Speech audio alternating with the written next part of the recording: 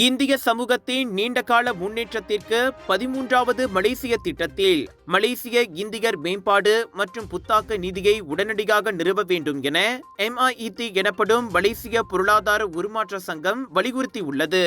இந்திய சமூகத்தின் வளர்ச்சிக்கு முக்கிய கவனம் செலுத்தும் அம்சங்களுக்கு நீண்டகால ஆதரவை கட்டமைப்பதை இந்நிதி நோக்கமாக கொண்டுள்ளதாக MIET தலைவர் மனோகரன் மொட்டையன் தெரிவித்தார். இது இனத்தின் அடிப்படையில் அல்ல, மாறாக தேவையின் அடிப்படையில் சமூக பொருளாதார முன்னுரிமையின் மூலம் சமத்துவத்தை வலியுறுத்தும் மடானி கொள்கைக்கு ஏற்ப நடைமுறைப்படுத்தப்பட வேண்டும் என அவர் தெரிவித்தார். சிங்கப்பூரின் சிண்டா மற்றும் மலேசியாவின் பூமிபுத்ரா அமைப்புகள் போல ஒரு கட்டமைக்கப்பட்ட நிரந்தர ஆதரவு மாதிரியை உருவாக்கும் நோக்கத்துடன் இந்நிதி பரிந்துரைக்கப்படுகிறது.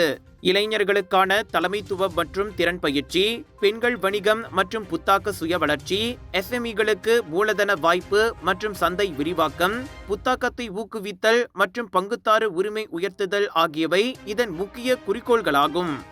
இது நன்கொடையல்ல, மலேசியாவின் புதிய திறன் மேம்பாட்டிற்கு செய்யப்படும் முதலீடு என MIET வருணித்தது. இத்திட்டம் இந்திய சமூகத்துக்கே மட்டுமல்ல, ஒற்றுமை மிக்க வலுவான மலேசியாவுக்கே தேவையான ஒரு முதலீடு என அது குறிப்பிட்டது. பெரும் எதிர்பார்ப்பை ஏற்படுத்தியுள்ள 13வது மலேசிய திட்டம் இம்மாத கடைசியில் நாடாளுமன்றத்தில் தாக்கல் செய்யப்படுகிறது.